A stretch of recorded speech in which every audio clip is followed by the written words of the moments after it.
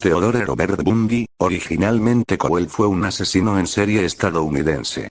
Después de más de una década negándolo, confesó 30 homicidios de mujeres estadounidenses, que cometió en 7 estados, entre 1974 y 1978. El número real de víctimas es desconocido. El FBI le comprobó 36 asesinatos, por lo que fue condenado a muerte y ejecutado en la silla eléctrica el 24 de enero de 1989. Hijo biológico de un veterano de la Fuerza Aérea, a quien nunca conoció, y de Louise Cowell, vivió sus primeros 4 años en casa de sus abuelos maternos.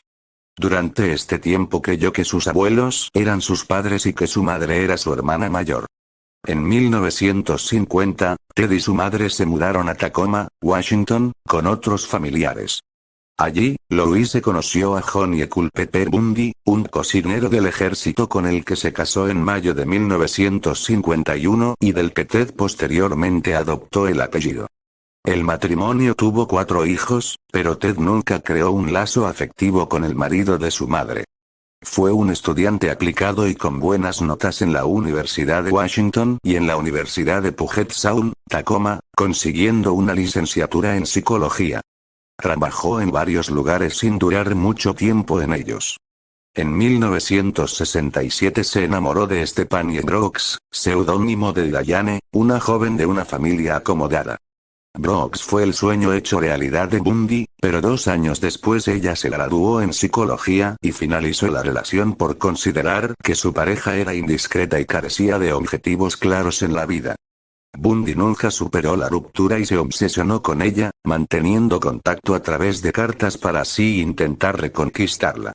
Abandonó los estudios durante un tiempo y después regresó a la Universidad de Washington para matricularse en Derecho. Fue considerado un estudiante brillante y estimado entre sus profesores. Paralelamente inició una relación de 5 años con Elizabeth Kloepfer, seudónimo de Meg Anders, quien era divorciada y tenía una hija pequeña. Sin embargo, Kloepfer desconocía que su novio había estado saliendo con una chica de San Francisco, California, con la que se seguía escribiendo cartas. Durante 1969 y 1972 todo fue bien. Envió solicitudes de admisión a escuelas de derecho y estuvo involucrado en actividades comunitarias. Incluso obtuvo una condecoración de la policía de Seattle por salvar a un niño de 3 años de morir ahogado. También se relacionó con figuras importantes del Partido Republicano. Todo cambió en 1973, cuando se reencontró con Brooks, con la que mantuvo una relación que duró entre el verano e invierno de ese mismo año. Al final, Bundy la abandonó sin que ella volviera a saber nunca más de él. Antes de comenzar a asesinar perpetró una serie de hurtos en casas y comercios. El 4 de enero de 1974, entró en el cuarto de la universitaria Honey Lenz, de 18 años, la golpeó con una palanca metálica y la violó con la pata de una cama. Al día siguiente, la chica fue hallada malherida y sobrevivió con un daño cerebral permanente. Bundy tenía 27 años. En la noche del 31 de enero de 1974 atacó a la estudiante de psicología de la Universidad de Washington Linda Anne Alley de 21 años. Bundy entró en su dormitorio, la dejó inconsciente con un golpe y la sacó de la escuela. Nadie notó la ausencia de la joven hasta el día siguiente. La policía no estableció ninguna conexión entre las 2 agresiones y tampoco se hicieron mayores pruebas ni estudios de la escena del crimen. Los restos de Linda Ann fueron descubiertos un año después en una montaña cercana. Durante el invierno y verano de 1974 desaparecieron varias universitarias y madres jóvenes. Se calcula que fueron 8 víctimas a las que atacó de noche, hasta que comenzó a hacerlo de día. La policía había iniciado una investigación y contaba con descripciones acerca de un hombre que solicitaba ayuda a chicas que jamás volvían a ser vistas. El individuo tenía la particularidad de ir cargado con libros y llevar un brazo enyesado o en cabestrillo. También hubo testigos que observaron a un hombre que solía tener problemas para arrancar su Volkswagen, el cual había sido visto rondando el sitio donde desaparecieron 2 de las jóvenes asesinadas. El 9 de febrero de 1974, Carol Valenzuela, de 20 años, desapareció de Vancouver, Canadá. Su cadáver no fue descubierto hasta el mes de octubre junto a otro cuerpo sin identificar. El 12 de marzo de 1974, Donna Manson, de 19 años, fue vista por última vez mientras iba a un concierto de jazz en el campus de la universidad en la que estudiaba. El 17 de abril de ese mismo año, Susan Rancourt, de 18 años, caminaba por los jardines del Central Washington State College cuando desapareció. El 7 de mayo de 1974 desapareció Roberta Parks, de 20 años, quien había quedado con unas amigas para tomar café. Nunca llegó. Parks se encontró con un hombre aparentemente lesionado que le pidió ayuda para subir unas cosas a su auto. Jamás fue vista de nuevo. El 1 de junio de 1974, Brenda Ball, de 22 años, salió de la taberna Flame en Burien, Washington, después de comentar a sus amigos que iba a buscar a alguien que la llevara a Sun City, California. La última vez que la vieron estaba hablando con un hombre con el brazo en un cabestrillo. 19 días más tarde se descubrió que Ball nunca llegó a su destino. En la madrugada del 11 de junio de 1974, Georgia Hawkins, de 18 años, perteneciente a la fraternidad Kappa Alpha Theta de Seattle, desapareció después de despedirse de su novio e ir a buscar unos libros para un examen de español. Su compañera de habitación y la encargada del dormitorio reportaron su desaparición a la mañana siguiente. El 14 de julio del mismo año, la universitaria Janice O dejó una nota a su compañera de habitación avisándole que se iba en bicicleta al parque del lago Sammamish.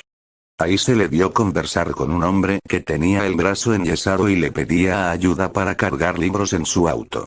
El mismo día secuestró a Denise Naslund, la cual pasaba el día con su novio y amigos.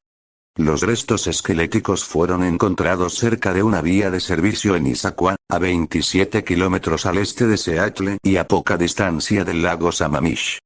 Bundy despistaba a la policía porque sabía cómo alterar su aspecto físico.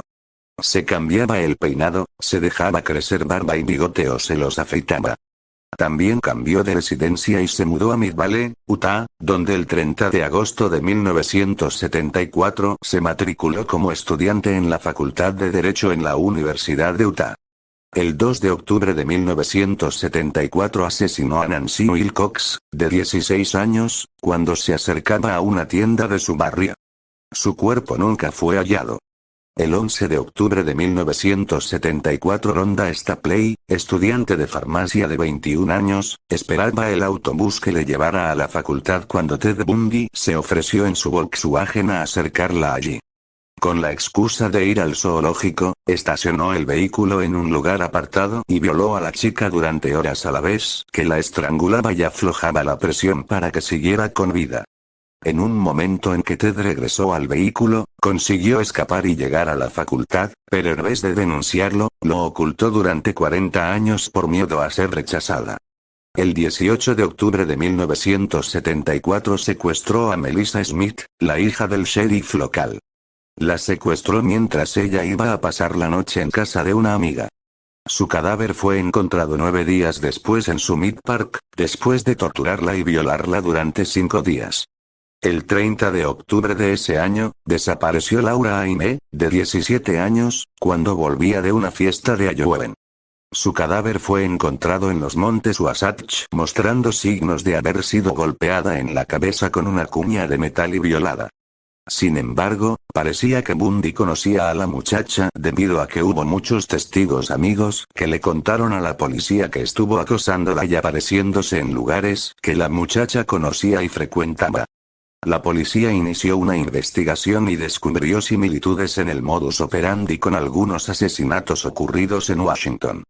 Entre ambas comisarías elaboraron un retrato robot del posible aspecto que tendría el asesino. El 8 de noviembre de 1974, Bundy se acercó a Carol Daronch en el Fashion Place Mall en Murray, Utah. Haciéndose pasar por un oficial de policía, le informó que habían intentado robar su coche. Daronch subió al auto de Bundy bajo la creencia errónea de que iban a la comisaría para presentar un informe. Después de detener abruptamente el coche, Bundy sacó una pistola y le esposó una muñeca. Ella luchó y consiguió apartarse antes de que Bundy pudiera fijar el otro extremo de las esposas. Ella lo golpeó en la cara y salió corriendo y consiguió que un conductor que pasaba la llevara a la policía. En la comisaría, Darons narró lo sucedido y así se obtuvo la descripción del hombre, del vehículo y el tipo de sangre del atacante. Esa misma noche, 8 de noviembre, Debbie Kent, de 17 años, desapareció del aparcamiento del Instituto Escolar Viewmont, donde había acudido junto a sus padres a ver una obra de teatro. Los familiares, preocupados por la tardanza de Debbie, llamaron a la policía que, tras una búsqueda por el estacionamiento, encontraron la llave de un par de esposas. La llave pertenecía a las esposas con las que, horas antes, se había presentado Carol Darons en la estación de policía. La directora de la obra de teatro, Jean Graham, declaró que durante la actuación un hombre de aspecto parecido al del sospechoso le había solicitado que lo acompañara al aparcamiento para identificar un vehículo, pero ella se había negado porque estaba ocupada con la obra. Casi un mes después de ocurridos los hechos, un hombre llamó a la policía para informar que la noche de la desaparición de Debbie Kent había visto salir precipitadamente un Volkswagen de color claro del estacionamiento del instituto.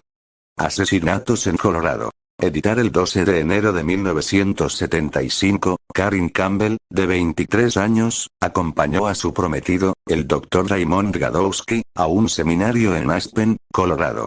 Mientras descansaban en el salón del hotel, ella regresó a la habitación para buscar una revista. El Dr. Gadowski y sus hijos decidieron ir a buscarla al ver que no regresaba, pero no la encontraron. A media mañana se dio parte a la policía de su desaparición. Un mes después un trabajador encontró el cadáver congelado de Campbell en un banco de nieve a 3 kilómetros del hotel. Había sido violada y brutalmente golpeada. No se encontró evidencia alguna del atacante. El 1 de marzo de 1975 fue descubierto un cráneo en una zona boscosa de las montañas Taylor, estado de Washington. Pertenecía a Brenda Ball. La policía realizó una amplia búsqueda por los alrededores y 3 días después encontraron partes de los cuerpos de Linda Ealy, Susan Rancourt y Roberta Parks. Posteriormente se hallaron otros restos que fueron identificados como pertenecientes a Donna Mason. El descubrimiento de algunas de las víctimas no detuvo a Bundy. El 15 de marzo de ese mismo año secuestró a Julie Cunningham, de 26 años, cuando se dirigía a una taberna en Vail, Colorado. Su cuerpo no ha sido hallado todavía. El 6 de abril de 1975, tras discutir con su marido, Denise Oliverson, de 25 años, decidió ir a visitar a sus padres en Grand Junction, Colorado. Denise no regresó aquella tarde, pero tampoco llegó a casa de sus padres. Desapareció y su cuerpo aún no ha sido encontrado. 9 días más tarde, Melanie Coley, de 18 años, desapareció cuando regresaba del instituto. Un trabajador de caminos descubrió su cadáver el 23 de abril. La chica había sido golpeada con una barra y tenía las manos atadas a la espalda, mientras una funda de almohada estaba fuertemente anudada alrededor de su cuello. El 1 de julio de 1975, Shelley Robertson, de 24 años, decidió viajar por el país practicando autostop. Sus amigos no se preocuparon demasiado cuando pasaron varios días sin verla. Hubo testigos que la vieron en una gasolinera hablando con un hombre que conducía un viejo camión. El 21 de agosto su cadáver fue descubierto por 2 estudiantes en el pozo de una mina cercana a Georgetown, Colorado. Ted Bundy nunca aceptó en los juicios los asesinatos que él había cometido. Debido al retrato robot del asesino, una amiga cercana de Meg Anders le reconoció como Ted Bundy. Meg Anders también llamó de manera anónima a la policía sugiriendo que su novio podría tener algo que ver con las muertes. A pesar de que se facilitaron fotos recientes de Bundy a la policía, los testigos fallaron al hacer la correspondiente identificación. La policía desechó esa pista para enfocarse en otros informes. La atención hacia Ted Bundy se disipó hasta algunos años más tarde. Bundy adoptó la estrategia de trasladarse de un estado a otro para evitar que la policía descubriera sus patrones. Con el paso del tiempo sus ataques se volvieron cada vez más erráticos y temerarios. Algunas de sus víctimas se convirtieron en testigos, lo que más tarde haría posible el enjuiciamiento de Bundy. El 16 de agosto de 1975 un patrullero detuvo un Volkswagen para comprobar su matrícula. El sospechoso se dio a la fuga, pero fue detenido poco después. En el auto se encontró una palanca de metal, esposas, cinta y otros objetos que dieron inicio a una investigación a gran escala en torno a Theodore Robert Bundy. El 23 de febrero de 1976 comenzó el juicio contra Ted Bundy por secuestro agravado.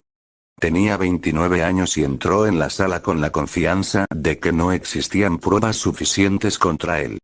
Sin embargo, Carol Darons lo señaló como el hombre que intentó secuestrarla y amenazó con matarla. Él negó conocerla, pero carecía de coartada. El 30 de junio de 1976 fue sentenciado a una condena de 15 años de prisión con posibilidad de libertad condicional. En prisión, los médicos le efectuaron pruebas psicológicas y toxicológicas concluyendo que no era psicótico, ni drogadicto o alcohólico, y que tampoco sufría algún tipo de daño cerebral. Los resultados de las pruebas permitieron seguir preparando procesos en su contra. Las pruebas periciales del Volkswagen determinaron que las muestras de pelo encontradas en el vehículo pertenecían a Melissa Smith y Karen Campbell. Exámenes posteriores revelaron que las contusiones cerebrales en ambos cuerpos podían haber sido ocasionadas por la palanca encontrada en el coche de Bundy. La policía de Colorado levantó cargos por asesinato el 22 de octubre de 1976. En abril de 1977 fue trasladado a la prisión del condado de Garfield, Colorado. Durante los preparativos de su segundo juicio, Bundy despidió a sus abogados y decidió defenderse él mismo.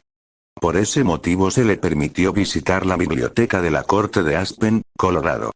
El 7 de junio de 1977 saltó desde la ventana de la biblioteca, lesionándose el tobillo. Aún así, eludió a la policía durante 6 días y sobrevivió robando y durmiendo en una cabaña abandonada. La policía lo atrapó cuando trataba de robar otro Volkswagen con las llaves puestas.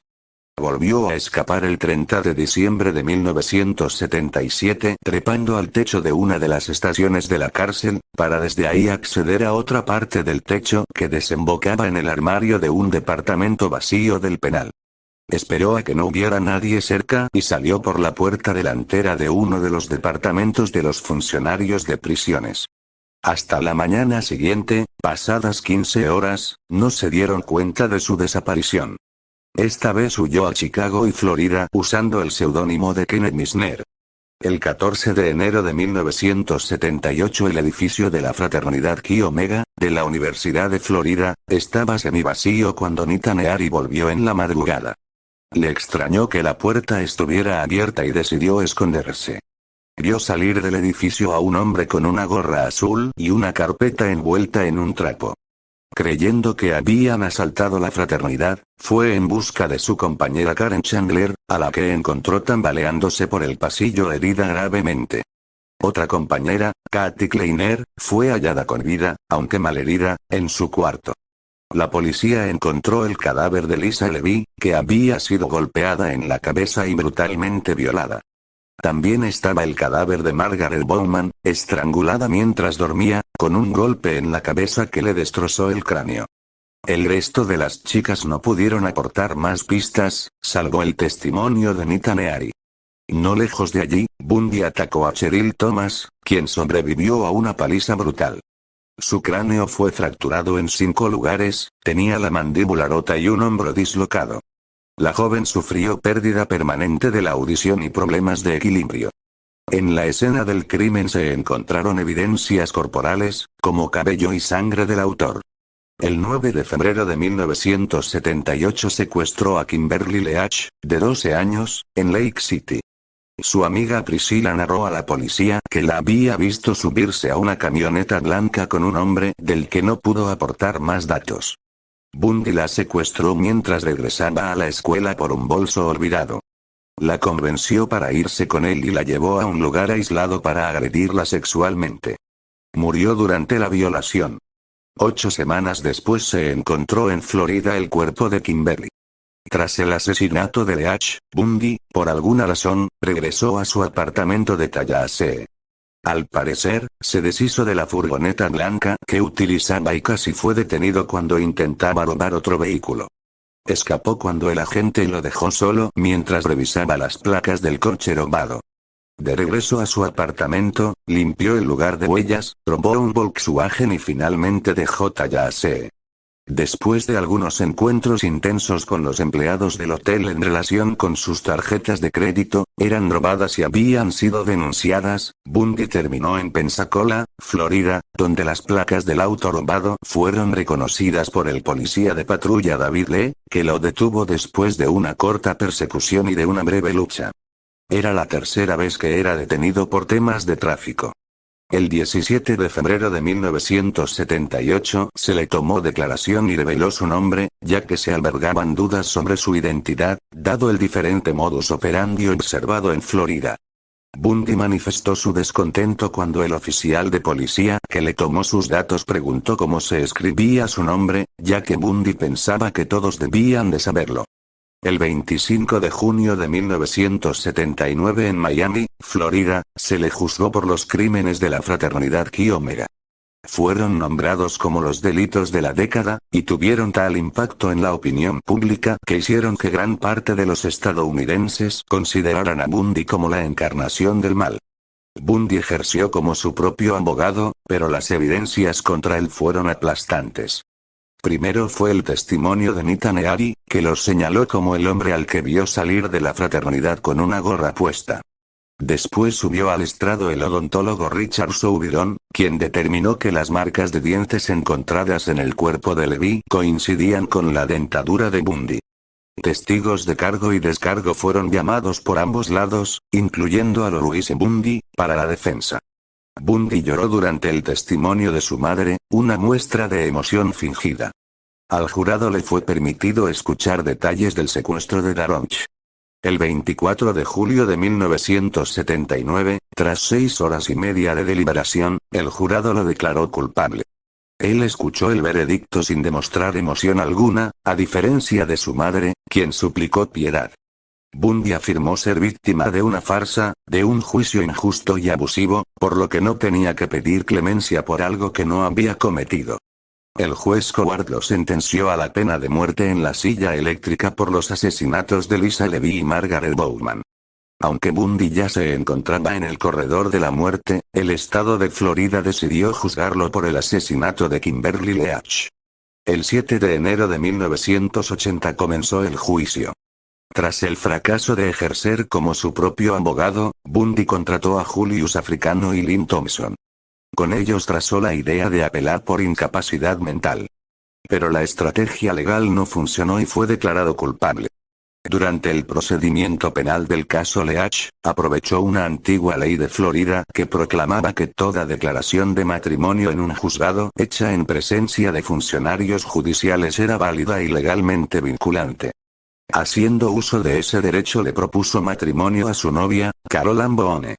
En ese momento, Boone se convirtió en la esposa de Bundy. Pocas horas más tarde sería condenado a muerte por el asesinato de Leach y enviado a la prisión de Rayford. Nada fue fácil con Bundy y su ejecución no sería diferente. Siguió proclamando su inocencia y metódicamente agotó sus apelaciones. Representándose a sí mismo obtuvo numerosos retrasos a la ejecución, la primera el 4 de marzo de 1986, incluyendo unos 15 minutos antes de la hora programada para morir el 2 de julio de 1986, y otro el 18 de noviembre, a tan solo 7 horas de la ejecución. Bundy usaba y abusaba de su encanto personal y no dudó en utilizar esta capacidad en su lucha por retrasar su final. Resaltando tal rasgo, el criminólogo Robert Dressler estima que Bundy se favoreció, pues la prensa interpretó mal aquel encanto personal. Señala que, al contrario de la imagen que de él brindaban los medios de difusión, este no era el Rodolfo Valentino de los asesinos en serie, sino un hombre brutal, sádico y pervertido. Buscando aplazar el cumplimiento de su sentencia, le confesó al Dr. Bob Keppel, jefe de investigadores del Departamento de Justicia de Washington D.C., con quien había colaborado tiempo atrás en la búsqueda de Gary Ridgway, asesino en serie conocido como The Green River Killer, algunos de los lugares en donde guardaba los restos de unas cuantas de sus víctimas. En su casa fueron descubiertas algunas de las cabezas de sus víctimas. La conducta de Bundy fue catalogada como perversión y compulsión necrofílica. El 17 de enero de 1989 obtuvo la fecha definitiva. Iba a ser ejecutado una semana después. Bundy no había terminado su lucha para evitar la muerte y trató de mantener sus confesiones como cebo para, así, obtener más tiempo. Él y sus abogados pidieron una prórroga de 3 años para que confesara los demás asesinatos. También trató de coaccionar a los familiares de sus víctimas para que solicitaran a la corte que le otorgaran más tiempo para poder confesar. A pesar de no conocerse el paradero de muchas de las víctimas, todas las familias se negaron. Mientras permaneció encerrado trató de diferir al máximo la fecha de su ejecución y pretendió haber perpetrado más cantidad de asesinatos, inventando detalles y proporcionando datos inconexos para así ganar tiempo con las reconstrucciones y búsquedas. Llegó al colmo de proponer ayudar a las autoridades a detener a otros asesinos en serie, aprovechando que por aquel entonces hacía estragos el llamado caso de los crímenes del Río Verde, otra secuencia de muertes violentas que tuvo por objeto a prostitutas. Considerando esta actitud, aquellos que estudiaron la personalidad delictiva de Bundy destacaron que se trataba de un mentiroso compulsivo que tuvo la osadía, una vez cercana la hora de su ejecución, de tratar de demorar el momento de la misma intentando engatusar a la policía y al FBI prometiendo la confesión de todos los crímenes que había cometido. Bundy se leyó un maratón de entrevistas y confesiones durante sus últimos días, aunque nunca estuvo dispuesto a admitir todo, especialmente los asesinatos de algunas de las víctimas más jóvenes. En su último día llamó a su madre y rechazó su última comida. Fue electrocutado el 24 de enero de 1989 y declarado muerto a las 7:16 de la mañana. Tenía 42 años. En diciembre de 1987, Bundy fue examinado durante 7 horas por la doctora Dorothy Lewis, psiquiatra de Yale University. Lewis lo diagnosticó como un maníaco depresivo cuyos delitos ocurrían normalmente durante los episodios depresivos, retractándose después para afirmar que sufría un trastorno de personalidad múltiple. La doctora Lewis finalmente concluyó que la sociedad se encontraba ante un psicópata. Otros profesionales que estudiaron a Bundy, lo consideraron un caso especial, era sádico, necrófilo, carente de sentimiento de culpa y con la necesidad de hacer daño a otros para obtener placer sexual. Bundy le explicó con detalle su infancia, en especial su relación con sus abuelos maternos, Samuel y Eleanor Cowell. Según Bundy, su abuelo Samuel Cowell era un diácono de su iglesia. La descripción estableció a su abuelo como un tirano abusador. Bundy lo describió como un racista que odiaba a los negros, los italianos, los católicos y los judíos. Además, declaró que su abuelo torturaba animales, golpeando al perro de la familia y maltratando a los gatos de los vecinos. También le dijo a Lewis que su abuelo mantenía una gran colección de pornografía en su invernadero, donde, según sus familiares, Bundy y un primo se colaban a mirar durante horas. También dijo que Samuel Cowell montaba en rabia violenta cuando el tema del padre del muchacho era tocado por familiares que solían expresar escepticismo ante la historia que daba. Bundy describió a su abuela como una mujer tímida y obediente, quien ingresaba de forma esporádica a los hospitales para someterse a tratamiento por depresión. Hacia el final de su vida, Bundy dijo que se convirtió en agorafóbico. En diciembre de 1987, Bundy fue examinado durante 7 horas por la doctora Dorothy Lewis, psiquiatra de Yale University. Lewis lo diagnosticó como un maníaco depresivo cuyos delitos ocurrían normalmente durante los episodios depresivos, retractándose después para afirmar que sufría un trastorno de personalidad múltiple. La doctora Lewis finalmente concluyó que la sociedad se encontraba ante un psicópata. Otros profesionales que estudiaron a Bundy, lo consideraron un caso especial, era sádico, necrófilo, carente de sentimiento de culpa y con la necesidad de hacer daño a otros para obtener placer sexual. Bundy le explicó con detalle su infancia, en especial su relación con sus abuelos maternos, Samuel y Eleanor Cowell. Según Bundy, su abuelo Samuel Cowell era un diácono de su iglesia. La descripción estableció a su abuelo como un tirano abusador. Bundy lo describió como un racista que odiaba a los negros, los italianos, los católicos y los judíos. Además, declaró que su abuelo torturaba animales, golpeando al perro de la familia y maltratando a los gatos de los vecinos. También le dijo a Lewis que su abuelo mantenía una gran colección de pornografía en su invernadero, donde, según sus familiares, Bundy y un primo se colaban a mirar durante horas. También dijo que Samuel Cowell montaba en rabia violenta cuando el tema del padre del muchacho era tocado por familiares que solían expresar escepticismo ante la historia de su vida. Bundy dijo que se convirtió en agorafóbico. Julia, la tía de Bundy, recordó un incidente perturbador que tuvo con su joven sobrino. Después de recostarse para tomar una siesta, Julia se despertó rodeada de cuchillos de cocina de la familia Cowell. El pequeño Ted, de tan solo 3 años de edad, estaba al pie de la cama sonriéndole. Bundy usó tarjetas de crédito robadas para comprar más de 30 pares de calcetines mientras se escondió en la Florida. Él mismo se consideraba como fetichista de los pies. En enero de 1989, Bundy fue entrevistado por James Dobson una tarde antes de su ejecución. En la entrevista, Bundy dijo que la pornografía violenta desempeñó un importante papel en sus crímenes sexuales. Según Bundy, cuando era un niño encontró fuera de casa, en el supermercado local, en una farmacia, pornografía suave, y de vez en cuando encontraba libros pornográficos con contenido más explícito. Bundy dijo: sucedió en etapas, poco a poco, mi experiencia con la pornografía en general, pero con la pornografía que presenta un nivel alto de violencia sexual, una vez que te vuelves adicto a ella, y esto lo veo como una especie de adicción igual que otros tipos de adicción, comienzas a buscar todo tipo de material con cosas más potentes, más explícitas, más gráficas. Hasta llegar a un punto en el que la pornografía va tan lejos que comienzas a preguntarte cómo sería hacerlo en realidad. Algunos investigadores creen que la permanente insistencia de Bundy en afirmar que la pornografía fue un factor contribuyente en sus crímenes, fue otro intento de manipulación. Una vana esperanza de impedir su ejecución diciéndole a Dobson lo que quería oír.